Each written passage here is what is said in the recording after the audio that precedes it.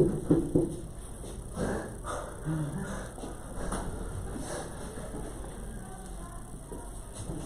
get things ready.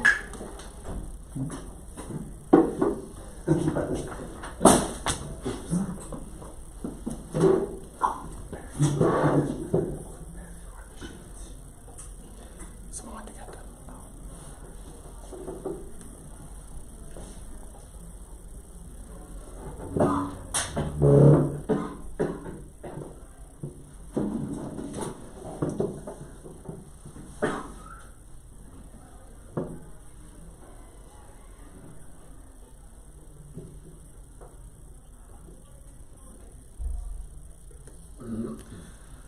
Okay, good morning. Thank you everybody for joining us. This morning's share was actually encouraged, though he doesn't know it, I warned him, by one of the Chabura people from our share, by a story that he told that is quite inspirational. And Be'ez Hashem, I hope to share that story at the end of today's share. So if you're listening at home, you may not realize till the end of the share whose story it is.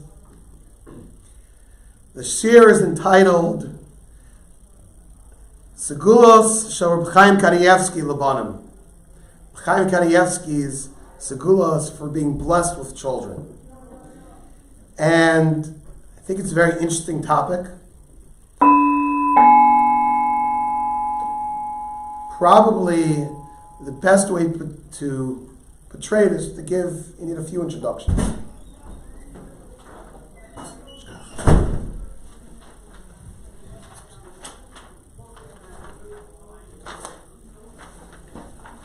So, it's a Friday night, a normal Friday night, a little different than what we just experienced. And family, you have guests by the Shabbos table, and you have a nice young family. Father comes in from shul, children are there, goes over to each of his children, puts his hand on their head, and gives them a bracha. It's interesting, there's a minhag, many people in Klal Yisrael do it, there are those who don't, but many people give out brachas on Friday night to one's children on coming home from shul. The actual core of that is the Siddur Yavetz of Yaakov Emden talks about it. He says that it's something to do not just for young children, but also for gedolim, for older children, not just for boys, but also for girls. Special inyan with the Kedusha of Shabbos for a parent at that moment in time. Especially in some ways, it's one of the highlights of the week. You're coming home for Shabbos, so excited. Stama, he came home in such a nice mood, a positive house. And for a father to give a bracha to a child at that moment is such a beautiful scene. Giving his brachas, his wishes to each of his children, that they should grow up in the right path. Beautiful. If only you had a camera to take a picture of such a scene. But there is a camera taking a picture of such a scene. Sometimes people can have guests by their home.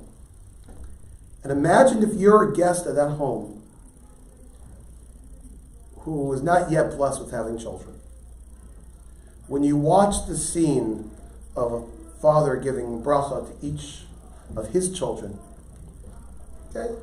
Person is happy for that family, but the pain that's seared into the heart of a couple that does not yet have children, probably one of the hardest days to deal with that is on Shabbos. Probably the hardest scenes to deal with is that scene. And that picture is etched in their hearts. And it's very, very, very painful.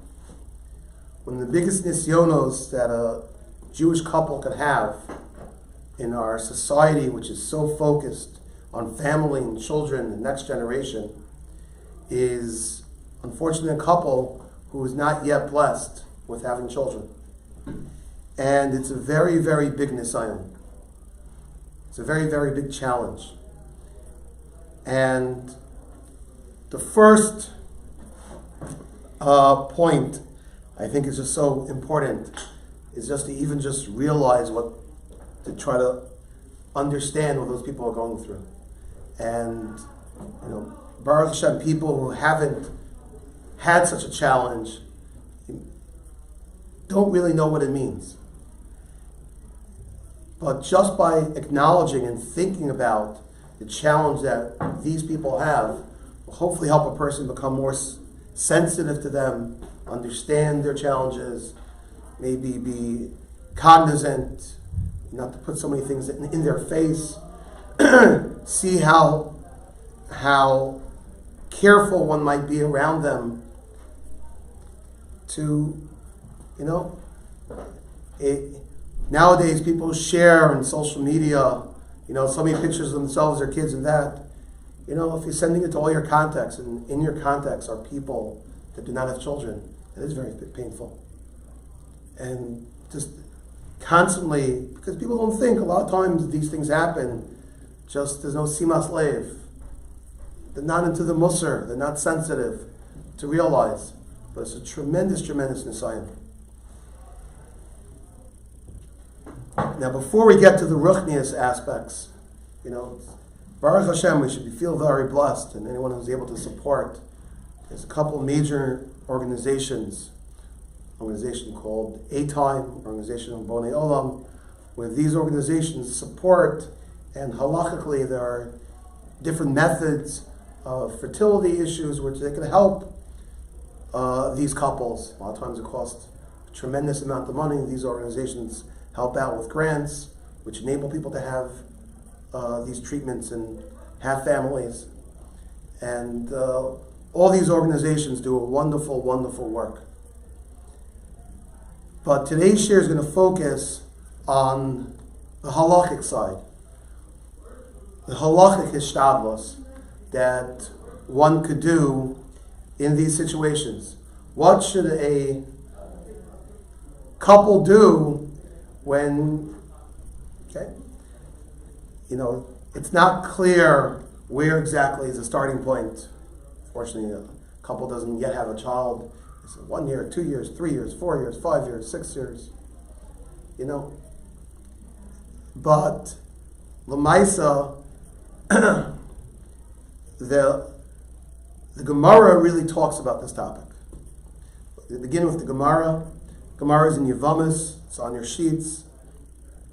The Gemara is discussing the Avos. Yevamos Samach Daled Amud Aleph.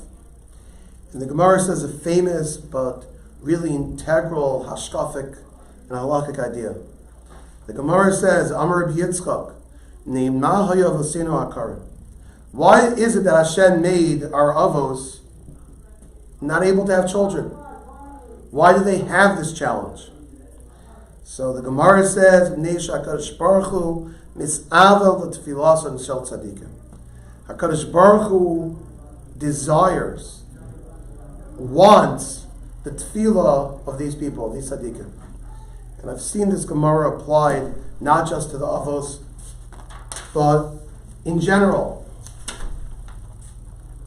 This is a concept, this is something which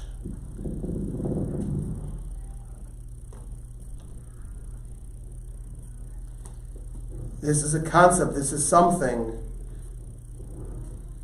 which is applicable to everyone. We view it that everything in life is an assignment, everything in life is a challenge. And if a person was put in this situation, so Hashem put him there to become better. One of the most basic ways we become better is connecting with Hashem. And that connection comes through tefillah. So a family, a couple that does not yet have children, the first avenue of defense, I would say, is daven. This Gemara is HaKadosh Baruch Hu wants people to daven. It's a way to build a kesher, a connection with Hashem. Hashem wants and wants and wants people to daven. But at the same time, that doesn't mean the halachic hishtadlos, the ruchnius efforts, have to stop just with tefillah. There are other avenues that a person could explore of what to do. And really, this is something which it's so important for a couple to have advice, to have rabbanim, to have a rav, someone that they're close to. Talk to them about your problem. This way you'll firstly get chizuk from the rav, from your rebbe, to help you through the challenge. But sometimes maybe even more important than the chizuk is advice of how to proceed. Sometimes the rebbe might recommend, besides tefillah, you know what, maybe there's some midos area, maybe there's some tikkun midos. A person could, a project, maybe it should be makbid and shmiras halashon, maybe there is someone you might have hurt in the past, and that's something that you could help. Just a few weeks ago, when we did a whole share on Rabbi Feinstein, talked about Rabbi Feinstein, realizing that sometimes when people were struggling with children, maybe it was stemming from the fact that someone's feelings were hurt, and you should figure out a way to rectify that. So, along with davening, probably the best avenue is to seek advice from a rav, a rebbe, and this way they'll give you chizuk, but also advice of how to proceed. But with that, and this has definitely become very popular, is Segulos. In the world today, I'm just first commenting on the Metzias, is a person needs a shidduch. A person struggles with parnasa. People in don't have children. A lot of people take advantage of the world of Segulos. When I was a kid, there was the wide world of sports, but there's also the wide world of Segulos. There are so many Segulos, some for sale, some for free, where one could find special Segulos to help them to be blessed with children. And that definitely is a path which just practically, it seems a lot of people embark on in this journey. I wonder how many of these segulas were first advised by a rav or a rebbe. I wonder if maybe the reason why, in specifically our generation, why there's so many people, quote unquote, running to segulas, is because people don't have a rebbe and don't have necessarily this rabbinic guidance of how to proceed. And these segulas seem like a quick fix, an easy way of how to solve a big problem. And I hope people are running to segulas even before they daven, or even before they put effort into davening. But segulas have definitely become very popular. And, that probably is the first thing, before someone even attempts to enter the realm of segulas, to seek advice on what they should do.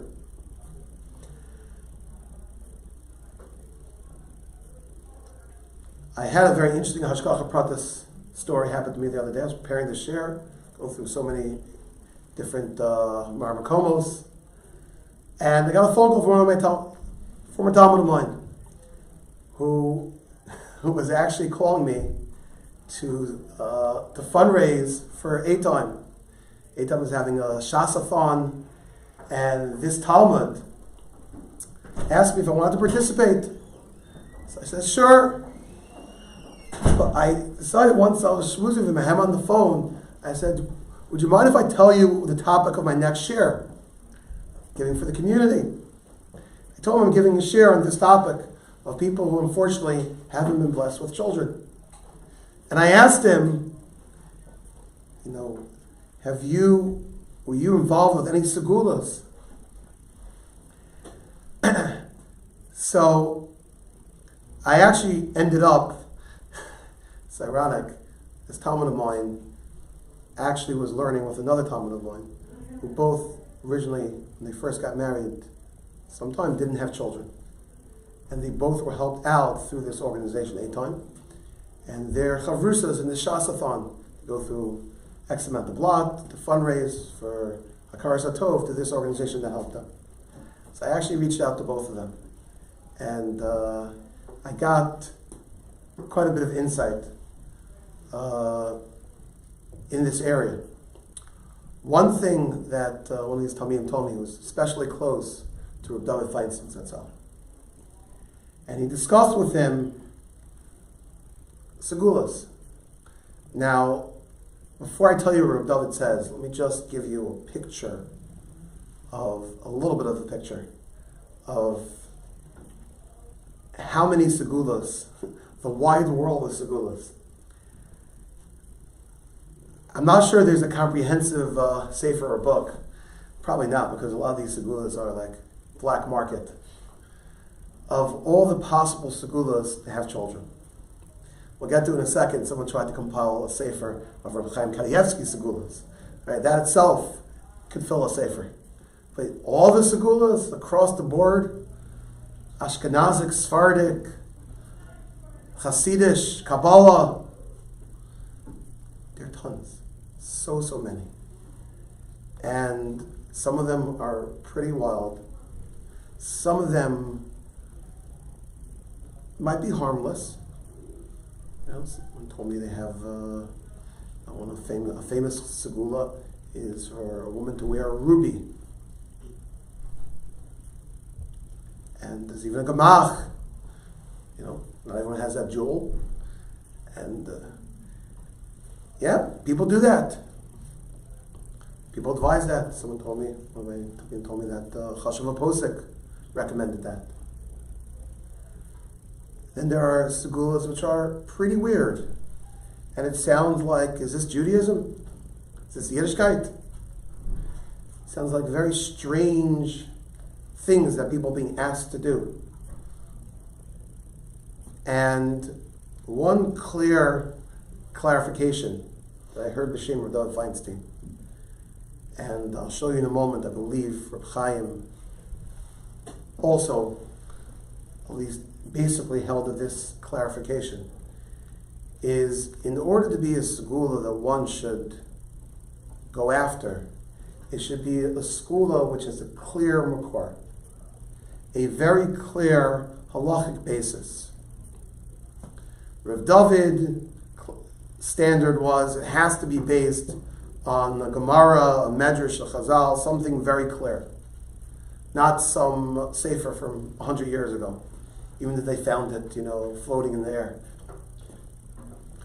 No, it's got to be an early makor. It's got to be a Chazal.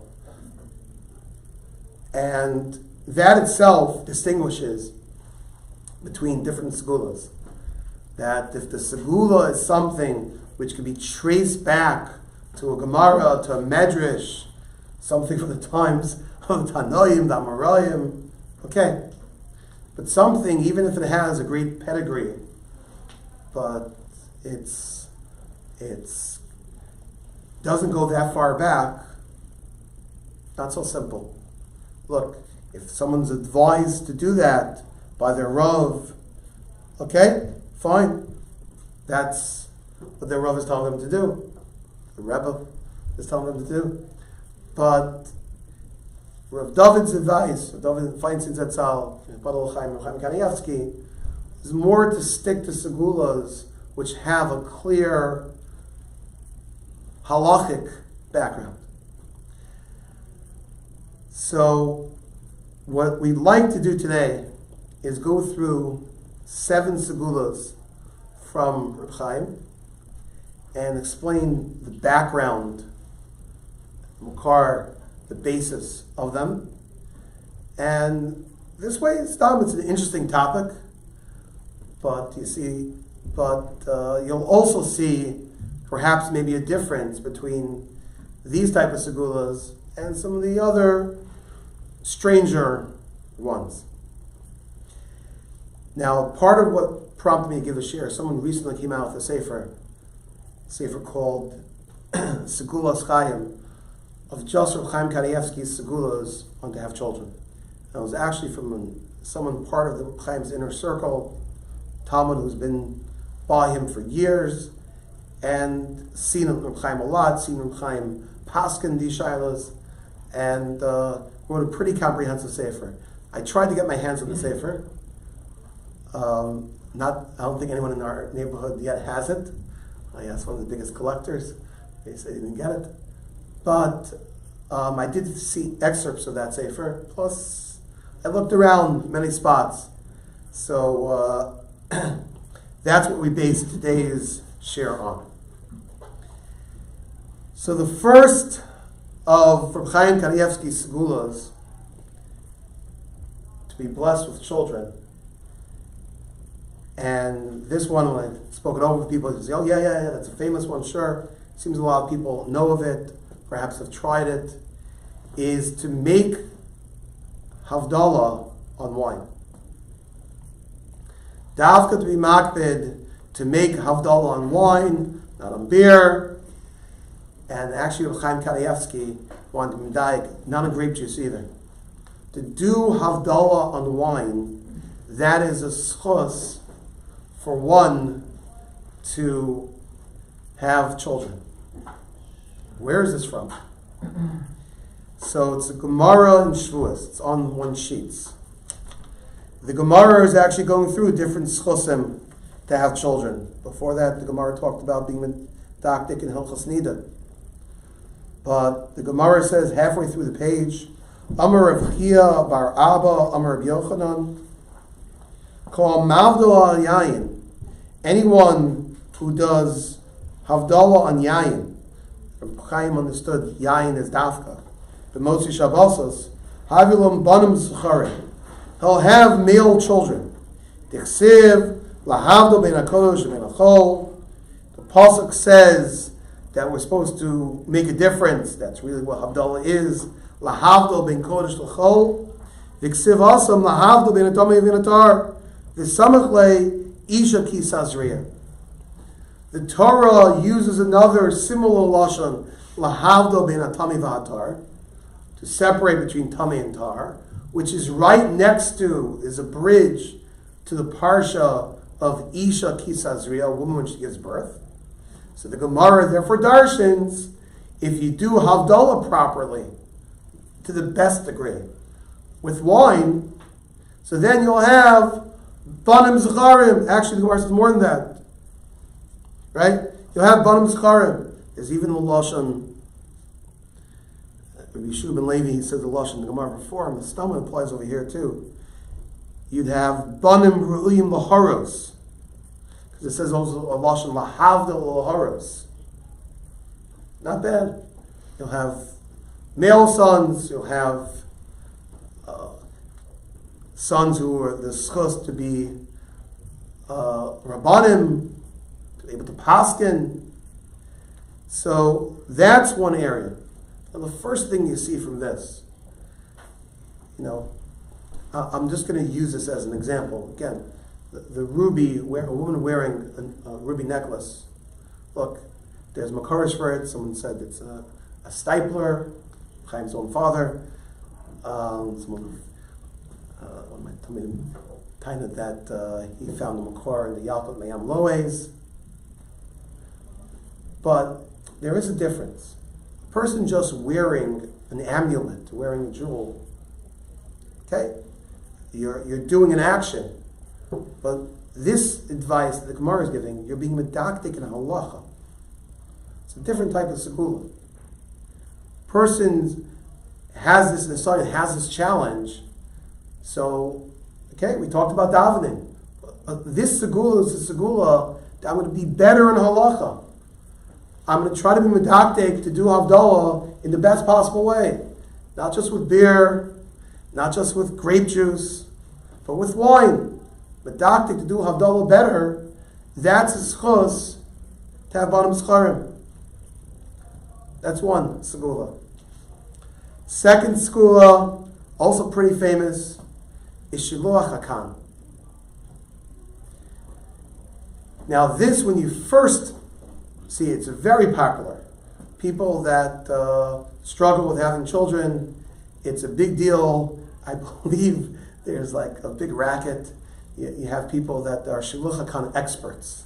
They'll find you a nest, they'll teach you all the halachas for a small fee, and they'll set you up to do Shiluach HaKan. It's not the easiest thing to find, though we had this Maisa by the yeshiva not far over here. Okay, but do the mitzvah, the Chaim, the mitzvah Shiluach HaKan. That's a schus to have children. Now, people know Shiluach HaKan is an important mitzvah. It's clear in the Torah that that's a schus for Arichas Yamin. Where does one see the connection between Shiluach HaKan and having children? Is there a clear connection? Where's that from? So Reb Chaim found there's a medrash in Parshas Kiseitze where the medrash does say that if a person does Shiluach HaKan, he's rewarded with children. So the medrash spells out this idea. But I found in the Sefer, besides the medrash, there's a fascinating story. You know, it seems that Shiluach HaKan is one of the popular things people try to do. And Reb Chaim gave Eidos that he thinks it's a segula that works. He says, years and years ago, there was a nest right outside Kolol Chazanish. The Kolol in Bnei Brak, named after Chaim's uncle, Chazanish. Chaim said there were 4 Yungalite in the Kolol, who at that point didn't have any children, and they did the mitzvah Shiluach HaKan. I'm not giving a whole share now on Shiluach HaKan. Chaim holds, I believe, that there's a way that you could recycle the Shiluach HaKan, mafker the eggs, so then someone else could come and do the same mitzvah again. So 4 Kolol people who did not yet have children did it, and all of them within the year were blessed with children. Rabbi Chaim says, I'll tell you even better. I was one of the 4. He says, that's when my son Shlomo was born. Do you know who his son Shlomo is? Shlomo Kanievsky is Reb Chaim's son, who's Rosh Yeshiva and Yeshiva Kiryat Melech. He actually, before Corona, was in America for quite a while, raising funds for his yeshiva.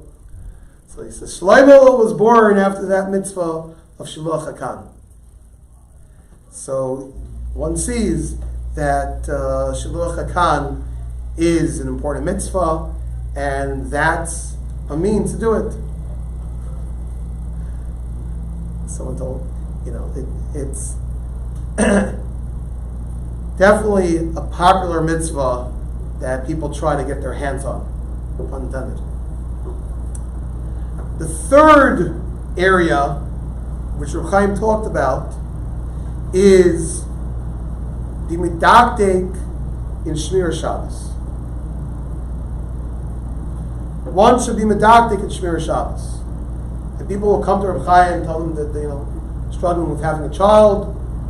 Reb Chaim will say, okay, do you do X, Y, and Z on Shabbos? Are you makbid on this, makbid on that?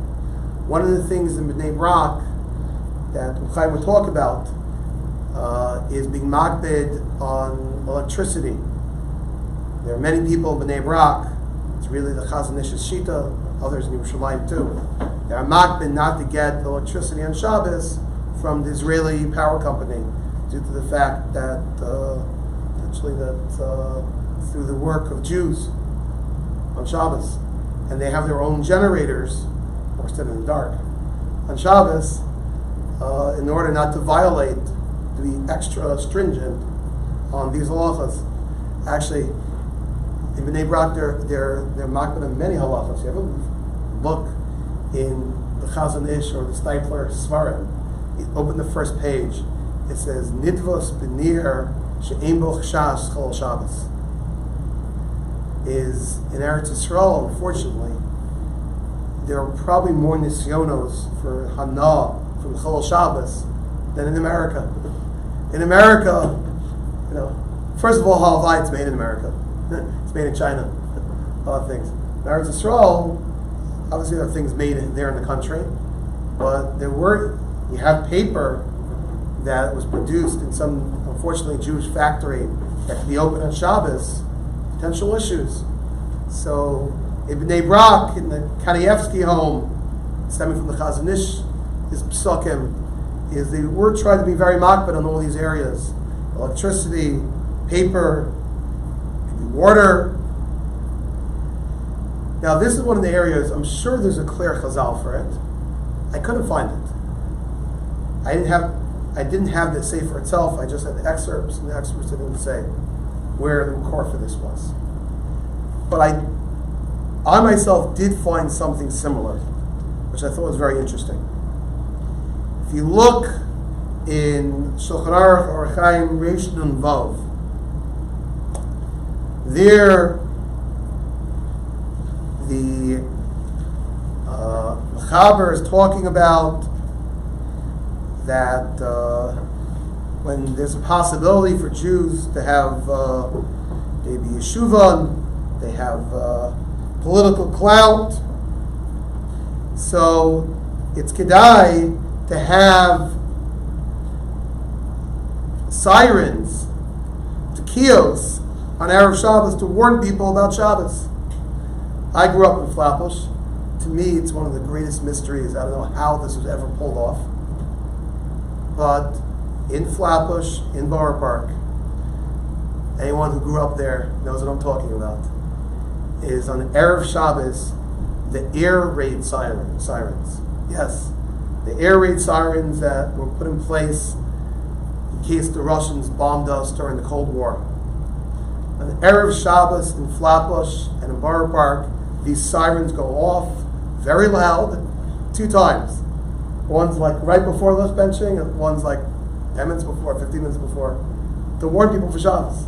Mamish B'kuyim, this halach in Shulchan Aruch. Quite amazing. Yerushalayim goes off, the sirens, Eretz Yisrael, sure. But one of the things the Chafetz Chaim writes, I'll read to you. Beautiful idea from the Chafetz Chaim. He says, "If kilos gedolos ma'od, she'after la'achres, you can't just have a guy, paper boy, Shabbos, Shabbos. Nachem ma'od she'imsa anoshim is nadvim, ba'am leil gazaris b'chol rechovos kiriya." That you should have people of a whole slew of people, a team of people, that they should go and warn people that they should shut their stores, and when it's time for Adlakas Neros. And he says, Baruch Hashem, l'keis nimtzakan, l'kama yoros gedoros, chaburos kedoshos, misodos, al shkachas HaShabbos. There are many organizations which encourage people about Shabbos. The Ashrei Chelkam, the Chafetz Chaim says, how wonderful is their lot. Ki mazikim es Yisrael avim shabashamayim, the Yitzko aver zeh, hamaskim tamid mitzazu, with banim gedol Yisrael. Someone involved in spreading a message of Shmir Shabbos. It's tremendous schos to have banim gedol Yisrael. Big thing. Someone was just telling a story the other day, famous thing, that for years, I think it's still going, I don't read it, but on the cover of the New York Times, someone paid on the Friday edition a little box for the candle lighting times to be printed there. That was his way of fulfilling these words of the Mishnah Berurah. I don't know which Gvir, paid for it, but it's a wonderful thing. You're spreading Shmir Shabbos to what people otherwise want to know. And the Chafetz Chaim writes in the Mishnah Berurah, it's supposed to get children who are Gedolei Yisrael. What's the basis of this Chafetz Chaim? Chafetz Chaim bases it on the Gemara in Shabbos. The Gemara says, Hazahir bin Ner.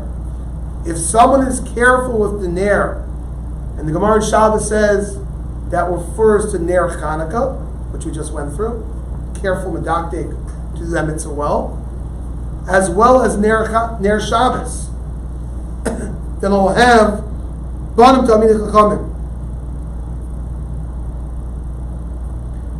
So the Chaim saying, I didn't make up this makar, comes from the Gemara. And the Chaim takes it even back further.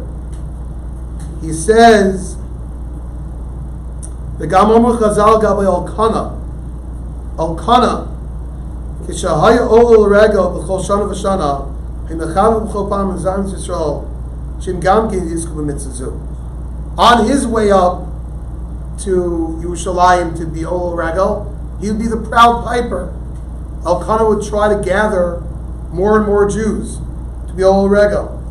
Only HaKadosh Baruch Hu, Ata Givanta L'Zakas Yisrael, your kavana is mizaka klal Yisrael, ani otzim imcha ben sheyizkes Yisrael lefanai v'zacha yotzim menu shmuel.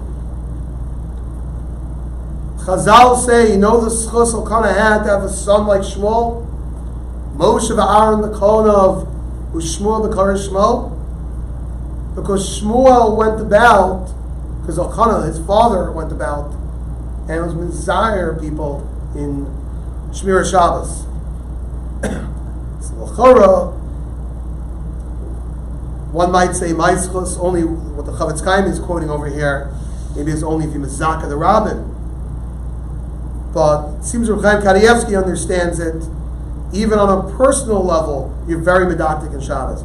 Maybe that in some level also is a means of Zikar Rabbim. The better I keep Shabbos, the more of an impact that has on other people. So that's a third area. A fourth area, and to be honest, this is something that Reb Chaim says for many things. Anytime people ask him about Reb Chaim Akasha, I think it was one of the times people asked about what should the Jews do in Florida with the hurricane? Remember that one? He said, move to Eretz Yisrael.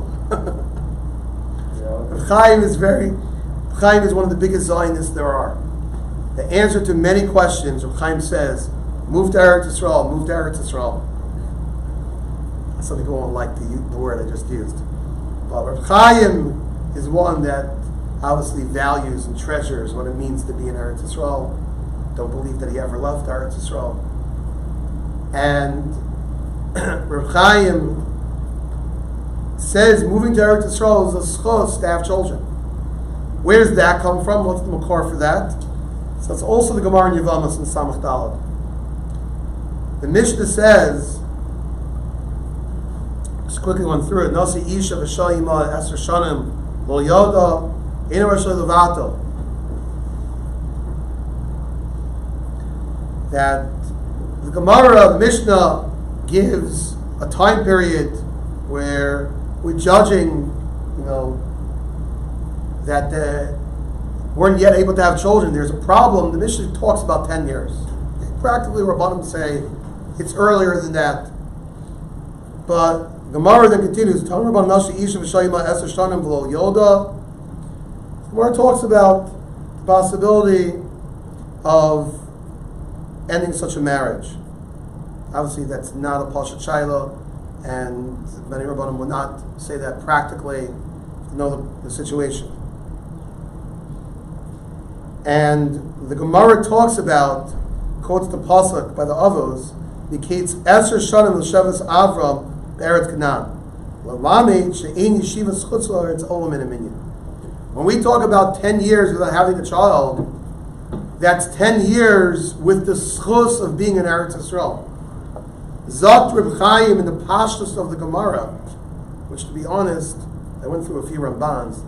It didn't seem that the Ramban understood it the same way. I don't know how Reb Chaim reads those Rambans, but Reb Chaim seems to say from this Gemara that you see the element of living in Eretz Yisrael has a big impact on the schus of having children.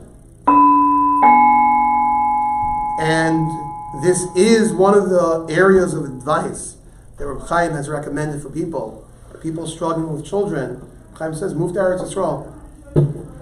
Now, probably of all the advice, all the different segulas, this is probably one of the hardest ones for people to do.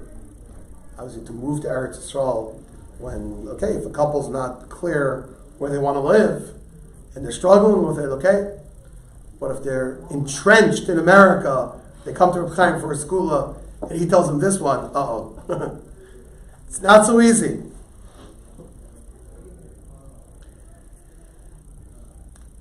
I saw a story brought down in the Sefer, is quoted actually from the Svarim of Reb Chaim, Psakim Derech Sicha, that there's a couple who, I'm not sure if Reb Chaim was the first person to tell them this, but there's a couple that were struggling with children, struggling with having children, and they decided to move to Eretz Yisrael as a schus for that. They moved to Eretz Yisrael as a schus for that, and unfortunately, it seemingly didn't help. They still didn't have children, right? It's very important to note, a segula is not guaranteed, right? No matter how much money you put down for the school. It's not guaranteed, and there could be other factors and other things, and in general, like we talked about before, maybe the school is not daycare, maybe the person should be davening better, maybe the person should consult their Rav, their Rebbe, maybe there's some midos issue, that should come first. Okay, this couple moved to Eretz Yisrael and it still didn't help. And they're talking to one of their friends, another couple living in America. And the husband, let's call it couple A, is the family that didn't have children. Couple B is their friends back in America.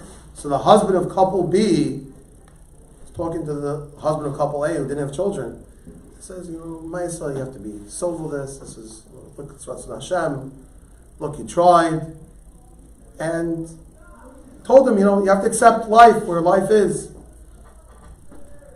When his wife of couple B, found out that he said such harsh words, they got into the whole sichsach, is that the right approach? To give them advice, should you do that? And the husband couple B said, I think it's the right thing to do. And, they tried everything. Unfortunately, does not look at this age, in this situation, they're not going to have a child. Hey, if they have a child, we're going to move to Eretz Yisrael, and I'll sit and learn if something like that happens. The word left the man's mouth. 9 months later, the couple had a child. Couple A had a child. His friend back in America was extremely happy. What a miracle, what a naze. But then he felt a little guilt. I remember I said, I didn't say B'li Neder. I said, seemingly a neder, I said out, if they have a child, we're going to move to Eretz Yisrael. That didn't really mean, I didn't have meant it for that. So this person, couple B, the husband decided he should reach out to Chaim Kanievsky to ask him what should he do about the words that he said, the pledge that he made, that if his friends have a child, he's going to end his business in America, he's going to move to Eretz Yisrael, move to Bnei Brak, and sit and learn. He went to Reb Chaim, and guess what Reb Chaim told him? Come on down. You got to move. You got to move to Eretz Yisrael. And this Rav who wrote the Sefer asked Reb Chaim, what did the Rav base his psak on? Listen to this story within a story. Chaim says it's written in the name of the Chafetz Chaim, by the Chafetz Chaim's son, one of the Kisvei Chafetz Chaim. The following story happened in the times of the Chafetz Chaim.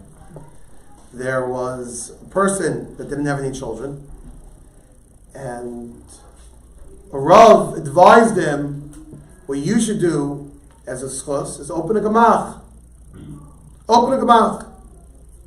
Fine, this person opened a gemach, opened a lending organization, And Baruch Hashem was blessed with a child. The Gemach grew bigger. He was blessed with a second child. Then a third child. Then a fourth child. His family is, the Gemach is growing, and his family is growing.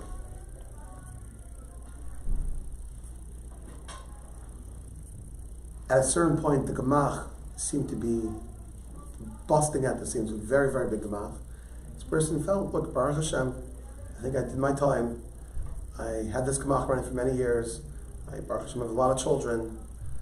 I can't do this Gemach anymore. And he stopped doing the Gemach, and one of his children died. That person went to the Chaim. The Chaim says, resume the Gemach right away. Seems a fascinating story. The Chaim was originally the Rav who gave him the advice in the first place. And the understanding was, this Gemach is a schus which is supporting your family. If you take away the Gemach, you're taking away the support for the family. You can't do that. Zakt Reb Chaim, so I understand, Reb Chaim understood from this story, the application is, if someone's friend who desperately wants this family to have a child, but felt, hey, if they have a child, I'm going to move to Eretz Yisrael, that could be what's sustaining this family to have the child. If it's based on that, then you have to do that. Shows how important the words of a person are and what they say. The next segula, I found this in the Sefer. I was not put up to this by the yeshiva. It's a real segula. Paying tuition for an orphan. The Makor Reb Chaim found, as the Medrash Rabbah, Medrash Tanchuma, that if one pays for the tuition of a yasom, Hashem feels obligated to pay that person back with children. And Chaim says it doesn't just apply to Yisomim, it applies to anyone who can't afford tuition. My wife works in Yeshiva's financial office. I asked her, hey, is there anyone in the Yeshiva that other people pay for this list? I didn't know of it. But right here, you heard it right here. Right? Okay, some segulas cost you money. This segula, if someone helps pay the tuition of a yasam or someone who can't afford it, that's a schus to have children. You're supporting children, that's a schus to get children. And there's an interesting story. Some Gver went to Reb Chaim, and Reb Chaim told him this. And the Gver decided he's going to support not just one yasam, multiple yasamos, multiple tuitions. And Baruch Hashem, he was offered to have a child. He told it to one of his friends, another Gver, a Gver called Reb Chaim. This one maybe was like, Reb Chaim, how much money do I have to give? He asked Reb Chaim. Reb Chaim has a good sense of humor. Chaim like, well, the gematria of Tinok is 556. The Gver said to him, so how much do I have to give? $556? $5,560? $55,600? How much do I have to give? Chaim says, the more you give, the greater the hatzlacha. So, paying tuition for someone who can't afford it, that's a big schus to have children. Right? It might hurt more in the pocketbook, but l'maisa, that is a bona fide schus. That's a medrash, that's a chazal. You're not paying for heebie-jeebies. You're paying for Torah. Someone's going to have the ability to learn Torah, be in yeshiva, supporting yeshiva. That's a big deal. Number 6 is daven in a special place where someone else's tefillos were answered for this inyan of having a child. Meaning daven in a place where someone davens for someone to have a child and they were matzliach and the person had a child. This The makor for this is a Medrash Rabbah in Parshas Vayetze, which it's not super clear in the Medrash, but the way Reb Chaim touched up Pshat is beautiful. And really, there's a whole story in the bottom of your sheets from the Stipler. The Stipler felt a place roi to daven, to have children, is the house of the Isha Hashunamis. The story in Nach, where there was this woman that Elisha stayed by, her and her husband, they were not blessed with having children. Elisha davened for them by that house. He goes on Aliyah Sakir. He had this room upstairs. He davened there, and they had a child. Unfortunately, that child was Nifter. And that's the famous story of how Elisha put pel, yad al yad. He did tchilas amesim on the child. And the Stipler said they found the house of the Shnamis. It's right outside Afula, which is a neighborhood of Arabs, and it's in Shunam. So the Stipler said, one davens there by that house. That's a special schus because Elisha's tefillas were answered over there. So your tefillas will also be answered over there to have a child. So, but one very, very important caveat is the Stipler said, and Reb Chaim said the same thing. It only works if you go with the security guard. You're not allowed to go there without protection. It's very important. The first time that this Segula was utilized in recent times, it could be 30, 40 years ago, the Stipler sent his son Reb Chaim together with a group of people, a minyan, to go daven over there, find Yeshuas. Seems one time, it's brought down the Rebbe, there's a Kanievsky book, that she went, and there was hundreds of people waiting for her. That came out that she was coming there. Even different Arab dignitaries of the city came, the Rebbe's in Kanievsky, and she told them, if you protect this place, it will be a merit for you. And it seems people had Yeshuas by davening by that spot.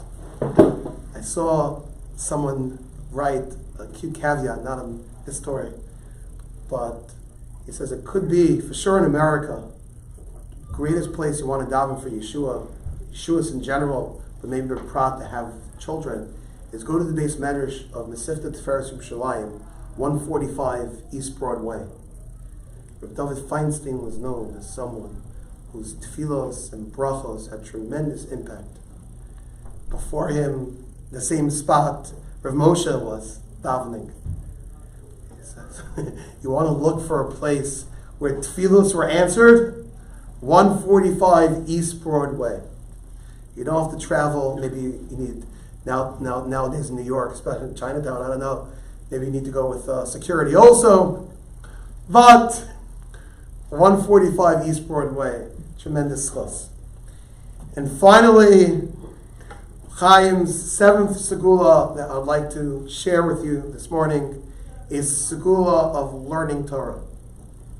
Talmud Torah Keneged Kulam, the greatest schos a person can have is to learn Torah. Even to the extent I saw an interesting shayla, someone asked Chaim, someone could send me over to Shluch HaKan, but it's like out of town, I have to travel there. I'm in Kolam, sitting and learning. Should I do this schus, the segula of Shluch HaKan to have a child? Chaim says, no, sit and learn. Learning is the best schus.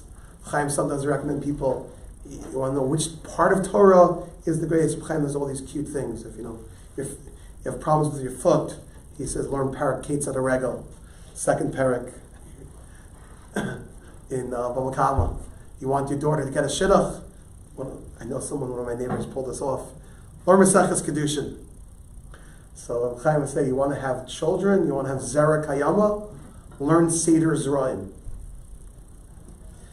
But Torah is a big source. On top of that, Reb Chaim wrote, says that writing Chiddushei Torah, one who's able themselves to come up with Chiddushei Torah, to write Chiddushei Torah, that's a schos. Also, supporting someone writing Chiddushei Torah. I found last night a story. 2 people testified. They happens to be wasn't associated that they paid for some of the Svarim of the Stipler. And both of them had, before that, didn't have any children. Once they paid for it, had big schus. So Torah, learning Torah is the best schus. I saw someone quote Shmuel Birnbaum. He says, you want a schus to have children? Learn of Chaim Brisker. Stam, any Torah has a schus, we say. He says, Reb Chaim Brisker was somebody who was careful to take care of Yisomim. Similar to the idea we said before, paying tuition for Yisomim. So Chaim was a Baal Chesed to all those Yisomim. Chaim could be a Meil Tziyosher when you learn his Torah, that you too should have a child. So these are 7 schusim, 7 segulos, which Reb Chaim Kanievsky talks about. I think I saw one, a Talmud of mine told me a great story last night. After we talked about the whole topic, he says to me, Rebbe, I'm not sure, Baruch Hashem, I was blessed with a child. I'm not sure how. He says, my father pushed me, he set up, I did Shluch HaKan. My father-in-law bought for me Kol Hanarim and Simchas Torah. We'll say that's a schus. I had that. So my father thinks it's because he sent me off to Shluch HaKan. My mother-in-law, my father-in-law think it's because of Kol Hanarim. He says, I don't know. Maybe it was just because me and my wife davened. But that's the cute part of all this. And after all the segulos, after all the things, we don't know why these things come about. We have to put in as much effort as we can, much hishtadlus in tefillah, in mitzvos, in making ourselves a better person. And be'ezus Hashem, the more we do to make ourselves a better person, that should serve as a schus for everyone to be blessed with having children. I want to end with the story that I mentioned before that really inspired me to give this share. I was participating in a Zoom Levaya, and I thought it was of a family that originally was not Shomer Torah mitzvos. Originally it was a secular Jewish family. And some of the earlier Maspidim were not, they were secular Jews themselves. And I had this sad feeling when I heard these eulogies. It wasn't much of a eulogy as much as different reminiscing about the person, but without saying any tachlis, without saying anything meaningful about the accomplishments of the person's life. The last speaker to get up was a child of the Nifteres, who I know pretty well, who Baruch Hashem was Chozer B'Tshuva, became a Baal Tshuva. And his hesped left me teary-eyed. Such a beautiful hesped. One of the personal things he shared in that hesped was that his parents struggled with having children. And they tried all different medical interventions. At that point they were not yet from. They didn't try the Segulos, but they tried a lot of medical intervention. And it seems years later, Baruch Hashem, when they're blessed with children, they always were advocating and helping other people, in their situation. Tremendous schus. But the person speaking, the son who, the Baal Tshuva, who did a lot for his family, said, Baruch Hashem, after many years of medical intervention, they finally had a child. So sometimes in those situations, where you try for so long, and Baruch Hashem, you're matzliach, you have a child, some people will say, look, okay, Baruch Hashem, I did my part. And this guy said over, his mother would always told him, after your brother was born, I said, I'm not finished yet. And she tried harder, again, to have a second child. And that's why he's here. And the greatest chosim that people can have, one of the greatest mitzvahs, my Rebbeim would always say this over, is the mitzvah of Puruvu. The mitzvah to have the schos, to have children. The mitzvah of Puruvu is I saw from a Rav who himself only had one child. I saw it come up with a beautiful chiddush. Rav Moshe says the same chiddush. Is the mitzvah pruvu is the effort one invests to have children. Because at the end of the day, we don't control the world. It's HaKadosh Baruch Hu's world. The mitzvah is for what we can do, or what we could try. The hishtadlus in practically whatever treatments a person can get, but sometimes equally or probably more important is the ruchnius efforts, the davening, the tikkunim, making a person a better person, being more medactic in mitzvahs, and Be'ez Hashem, all these chosim together should help all of Klal Yisrael be zoche to have Zerah Shel Kayama. Thank you very much for listening. Have a wonderful week.